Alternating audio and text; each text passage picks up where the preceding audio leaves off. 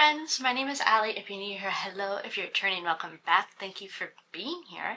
I am so excited for today's video. We are almost at the end of June. We are somehow crazily halfway through 2025. I don't want to talk about it. It makes me want to panic. With that, I wanted to give you, since we are halfway through the year, my top 5 books of 2025. I have read a fair amount this year, a fair amount in the past couple months. I have had some 5-star reads. I've had some pretty close to 5-star reads, some things that I've just been obsessed with. And so I wanted to break down my top 5 books of the year. Starting out, I've already broken the rule. I have 6 right here. I gave myself 1 honorable mention. So we're going to start with my honorable mention, and then we will go through my top 5 in no particular order. We have my honorable mention. This was a book that I really enjoyed, but looking through my list of favorite books, it didn't stick out enough for me to fully put it in my top 5, but I didn't not want to include it because I still really loved it. So I gave myself an honorable mention, and that is Voice of the Ocean by Kelsey and Peachake. This is a mermaid book. Nobody writes mermaid books. It's always fae. Well, technically it's sirens, but nobody writes mermaid siren books. Everybody writes fairies and fae, which I'm down with and I love. But I, in my heart of hearts, in my core, was a mermaid child. I still have mermaid statues in my house. Love a mermaid book, and this is one of my favorite ones that I've read in a while. This is a YA. It's not spicy. At most, there's a little kiss, but it is a YA retelling of The Little Mermaid, and I ate it up. I pre-ordered this and ended up getting it early, so I felt cool I got an arc, but I didn't. I binge read this in a day. I was obsessed with it. So YA retelling of Little Mermaid.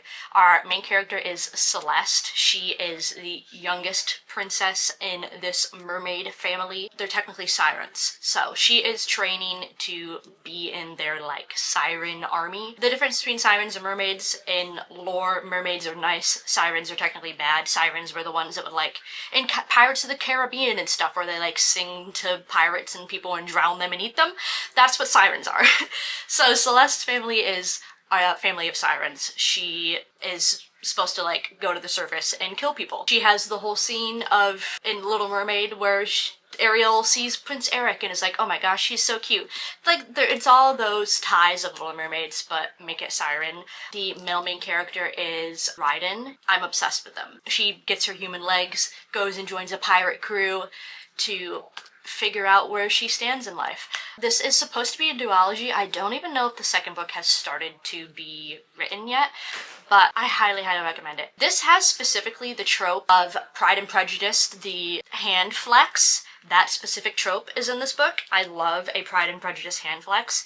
This has great banter, great enemies to lovers, has the dog sidekick character. I loved it so much. If you like a Little Mermaid sirens pirate kind of found family, I highly, highly suggest this book. I ate it up. It's so cute. I think about it all the time. Whenever a second book is written, I will be buying it immediately. And it's also a gorgeous cover. It's a stunningly beautiful cover. So I highly, highly suggest this. This is my honorable mention of the year. So cute if you want a cute little YA fantasy romance. Yeah, Voice of the Ocean by Kelsey and Peachake. So, getting into my actual favorites, top 5 of 2025, I have them kind of organized by genre. I was not able to necessarily put my top 5 as best to worst. I just genuinely really like all of these. So I kind of had them genre organized, so we'll go through it that way. So my first one for my top 5 is The God of the Woods by Liz Moore. This is a mystery thriller. I think it's considered thriller, but it's not necessarily scary the way thriller is. I think it's more of a mystery whodunit type of thriller. This is so camp. Camp of cheesy classic, but also camp as it takes place in a summer camp. This has a little bit of split timeline POV, but it's not in any way confusing. Sometimes I struggle with split timeline POVs because I'm wait, who's talking, where are we? This does a really good job with it. It's very simple. The one timeline is 1975, where a camper goes missing from this summer camp and has never been found up until present day. In present day, the sister of the child that went missing also goes missing. So there's 2 children from one family that go missing at this camp.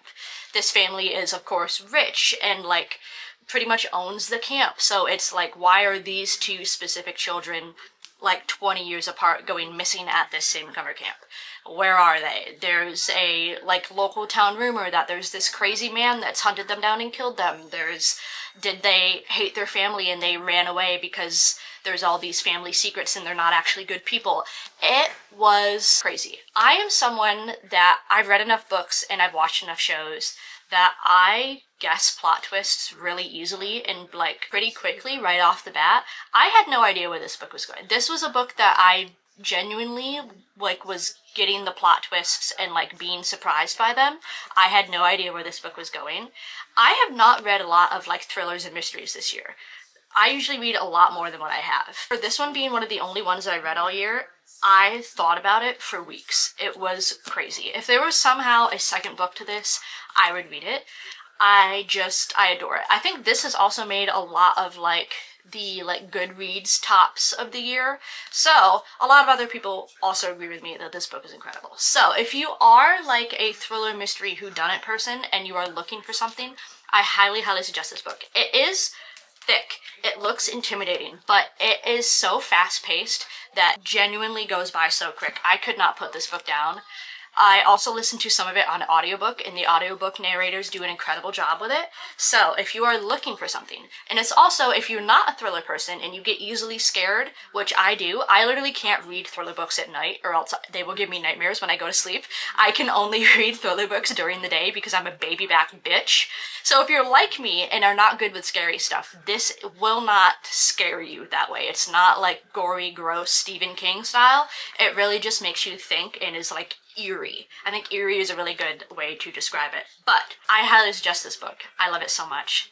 Go check it out if you hadn't. God of the Woods by Liz Moore. Jumping to a little bit different of a genre, I believe this is just kind of contemporary fiction. Loved this book a lot more than I was expecting. I went into it a little bit blind. I didn't think I was going to love it, but I actually adored it.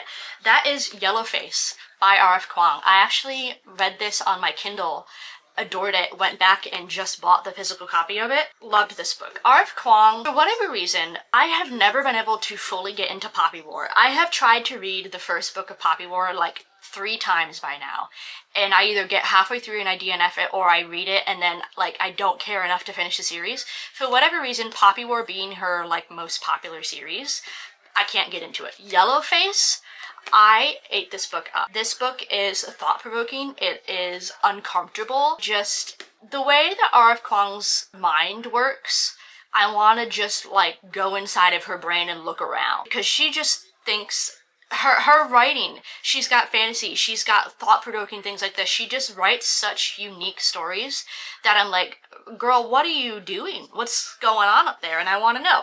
So Yellowface follows 2 best friends, a Asian woman and a white woman. They are both authors. June is a struggling author. She's had a few books published, but hasn't had anything really super taken off. Athena is like a bestseller. People line up overnight to buy her new coming books. Her best friend is like the it girl of publishing. And Athena, being Asian, writes a lot of books for her minority of people. She does a lot of history into her own culture and really writes books centered around the Asian minority. People appreciate her writing. Open up on their friendship, and there is an obvious jealousy in June where she doesn't understand why Athena is doing better than her. June is a very insecure character. She is dealing with a lot of her own internal racism and at some points internal misogyny. It also gives you a very good insight into the publishing industry and how racism is very prevalent in the publishing industry. It makes you think, but it's also such a interesting and compelling storyline. It's not really a spoiler because it's said on the back of the book. Athena ends up dying in a freak accident, and June takes Athena's unfinished work and publishes it as her own. Publishes all of these stories that she doesn't get the history correct of. There's points where she is like colonizing the history that these communities have gone through. She comes up with an Asian pen name so that she doesn't look as white, and so people will be more willing to buy her books. She changes the names of her Southeast Asian characters so that they're easier to pronounce for white people. She just really goes through and colonizes all of Athena's life work. And as the story goes on, June becomes more paranoid. She's convinced that people are out to get her and that Athena's ghost is haunting her. She is like finding Athena's family and trying to keep them from looking at things she's reading so she doesn't get in trouble for plagiarism, and she just is on a downward spiral and can never understand why what she is doing is wrong. This book, for being as short as it is, I laughed, I cried, I was like cringing out over the things that this woman was doing. This book is simply incredible. It touches on so many things, and I think today's political climate, especially whether it's governmental or in the book space, is very important. I adored this book. If you haven't read it yet, check it out. It is uncomfortable. I would maybe look at trigger warnings for it, but it's crazy, insane. I knew I was going to like it, but I did not think I was going to like it this much. I think about this book constantly. So, if you have dabbled in some R.F. Kuang but haven't read this one yet, look into it. If you're looking for somewhere to start, but you're kind of intimidated by Poppy War and you like just more contemporary fiction, I would suggest this highly. But yeah, please go read this book.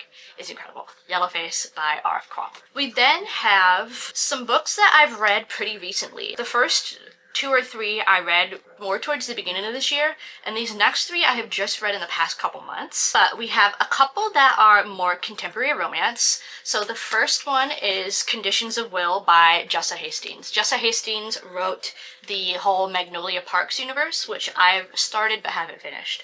But Conditions of Will, I adored. I would definitely maybe look up trigger warnings for this. There are some pretty heavily talked about topics that could definitely be uncomfortable for some people. And this book deals heavily with like religious trauma, and I'm blessed to have much religious trauma. So I really felt connected to this book in that aspect. It follows Georgia. She's born in South Carolina, which South Carolina is like deep in like the Christian religious belt of the world. She grew up extremely sheltered. She is, I think, the middle child. She has an older sister and a younger brother, very much in the church, whatever. A lot of complicated family dynamics. She openly talks about how her sister is a narcissist. Mother likes to explain anything and everything away using the Bible. Youngest brother comes out as gay and is therefore being like ostracized by their community. She gets kicked out of her house at like 15, ends up moving to Europe and never comes home again until her father ends up passing away. Their father dies, who she of course has a complicated relationship with. They all go back to South Carolina, and this is the first time that she is being surrounded by her family in years. And you go through their family history of why are they all so disconnected. This also, of course, has romance. She falls in love with I don't want to super spoil it, a man that her brother brings back home with him. They have such a beautiful connection.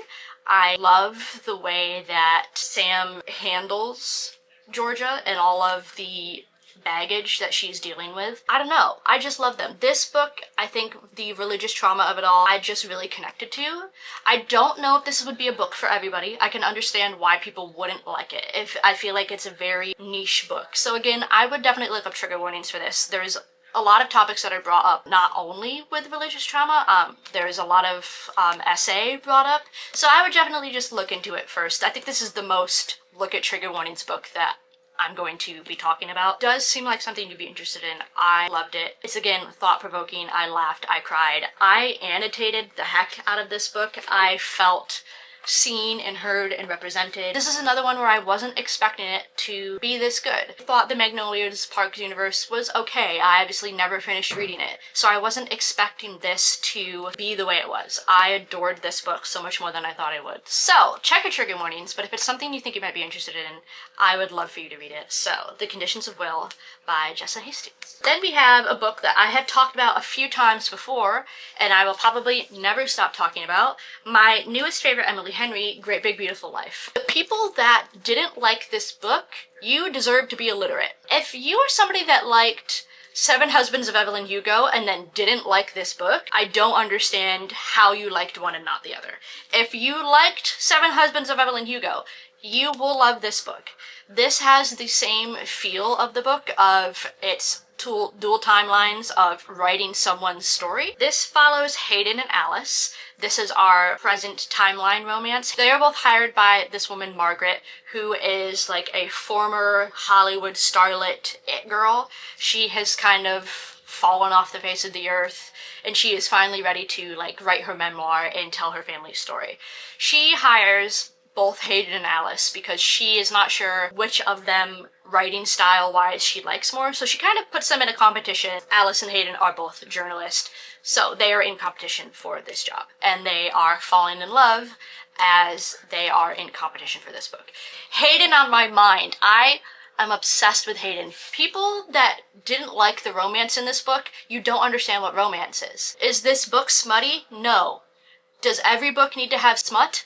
Absolutely not. Read a book that doesn't have smut in it. It's still incredible. Hayden is such a caring and thoughtful and patient man, and I love him. This also then goes into the past storyline of Margaret and her family living their luxurious life. Margaret falls in love with a rock star singer, and they have their family and their love and their storyline. Her sister ends up like joining a cult, and so their family gets all this bad press for her sister like having mental health issues and going crazy, and how they dealt with this. Why has she gone AWOL and living in a remote town where people don't know who she is? She's living under an alias. It's this whole beautiful life story of this woman that made me cry. You're also dealing with the life stories of our two current. Alice has a very difficult family dynamic. Her father has passed away. She has a very difficult relationship with her sister and her mom, and how does she navigate that, and can that be fixed? It's just a beautiful look into what I feel like is realistic lives. This doesn't feel like a romance book of, I was invited to the castle and I lost my Cinderella slipper. Like, it feels very, like, I could believe that this was written about real people. It feels very realistic and everyday, and it's beautiful and stunning. This is probably, as of now, forever going to be my favorite Emily Henry book. Emily Henry continues to outdo herself every time she writes, and I don't know how she's going to top this one for me. I adore this book. If you have not read it yet, please, please, please read it.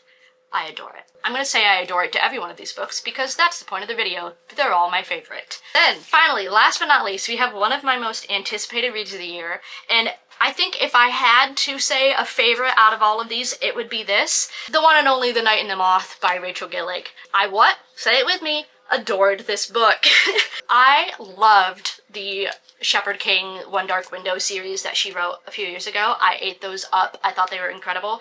I was so excited to read Night and the Moth, and it lived up to a hype. This is another one where I'm gonna say people that said this wasn't a romance pisses me off. Just because there's no smut in a book does not mean it's not romantic. Every page of this book was pure romance. I annotated this book, I tabbed it, I have 2 copies of this book. I pre-ordered the other Barnes & Noble copy with all the sprayed edges. I have 2 copies of this book. I would probably break into someone's house to steal their Fairy Loot edition of this book. Nothing about this book that is not romantic. Every page of this book is romance, and I will stand by this. Also, we love Gargoyle. Gargoyle, I didn't think I was going to like him. I thought he was going to be, like, annoying. Bartholomew, I love him. He is, like, some of the best comedic relief that I have ever really read in a book. I would die for him. He is incredible. I cried over the things that Gargoyle was saying more than the things the humans were saying. Gargoyle crying made me cry. This book is stunningly beautiful, and it is so unique. It is such a breath of fresh air for the romantasy genre, for this being knights and not just fays. It has such, again, a unique magic system. That's something that Rachel Gillig has done a really good job of, is making her own unique magic systems. This one is all divination magic, which is basically like interpreting dreams. Our main character, Sybil, is a diviner. She is basically like works at a church, and and she interprets people's dreams. That is her like gift from the gods. There are, I think she is, I believe, the 6th diviner that works at this chapel, castle, place, religion area. I forget what it's called. One by one, all of the other diviners start going missing. No one knows where they are. They are never heard from again. She ends up meeting this knight and his knightly friends, asks them to help her find out where her other missing diviners are. It also gives Tangled in a way of how Tangled, Rapunzel's not allowed to leave the castle. And has never stepped foot in the outside world. That's how this is. She has never left their church place before, so she is going on a whole new adventure of finding herself as she leaves the world. Is her religion correct? The people she thinks are the good people, are they actually bad? She meets Roderick, our knight, who is emo king. We love him. He's so unique. And I love their relationship. Such good banter, such good enemies to lovers. Every page is just longing romance. I could read this book every day for the rest of my life and be happy to never read anything else again. I adore this book. If you have not read it yet somehow, because everyone and their mother adores this book, I am not the first one to be talking about it. I think this is probably going to be on everybody's favorite books of the year list. If it's not, that's crazy. Please, for the love of God, read this book. I adore it so much. I would pay you to read this book. Night in the Moth by Rachel Gillig. Please read it. It's so unique and so incredible and so romantic. And yeah. With one little honorable mention, this is my top 5 of 2025 list. We are halfway through the year. So much more books to read. Hopefully, a lot more 5 stars to find. These are my top ones so far. I believe 5 stars specifically were given to Conditions of Will, Great Big Beautiful Life, and Night in the Moth. I believe Yellowface, God of the Woods, and Voice of the Ocean I all gave like 4, 4.5. I adore these books so much. Please go read them if you haven't. Let me know down below if any of these are also your favorites, and if not, what are your favorites of the year so that I can go and read them. And maybe at the end of the year, they'll be on my full favorites of the entire year. Thank you guys for hanging out with me. I love and appreciate you so much. Please stay safe and have hopefully an even better half of 2025 than what we already had, which has been not super great. So hopefully better and not worse. But yeah, I love and appreciate you guys so much. Stay safe. And I will see you guys next week or somewhere else on the internet. I love you. Bye.